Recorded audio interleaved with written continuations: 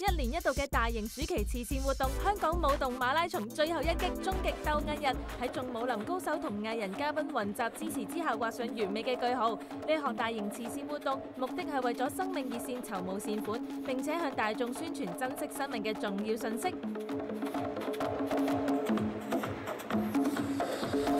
好多謝主辦嘅單位啦，佢哋揀選我哋生命熱線作為受惠機構啦，咁就希望更多人認識生命熱線呢個機構啦，咁就多啲人咧嚟幫我哋做義工啦，因為我哋嘅熱線服務啦，同埋我哋嘅預防自殺嘅長者服務咧，其實都需要好多個義工嚟到幫手嘅。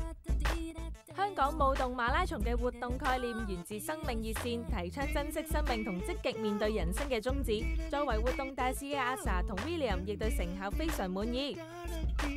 我今日覺得呢一個活動係非常有意義嘅，連續8個小時嘅跳舞馬拉松，係啊，我亦都未見過咯。咁我覺得即係可以俾到一啲年輕人知道，其實如果自己唔開心嘅時候，應可以用啲咩正確嘅方法去 release 呢啲情緒咧。咁我覺得跳舞係一個好好嘅方法。好開心可以擔任今次嘅活動大使啦，因為一嚟就見到咁多年青人咧喺度跳舞咧，我已經好開心。同埋呢個係一個好有意義嘅活動咧，就係幫生命熱線籌款。咁我自己又完全冇聽過、見過香港會有一個8個鐘頭不斷跳舞嘅一個活動。咁今次我覺得係一個突破。心情今日嘅心情非常開心咧！第一喺個咁大嘅環境裏邊，同埋有咁多人一齊，我估唔到原來咧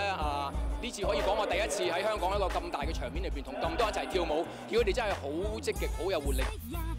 今次香港舞動馬拉松鼓勵港人積極同樂觀面對目前嘅社會困境，發放正能量，成績令人鼓舞。大會希望各位繼續珍惜生命，活出精彩人生。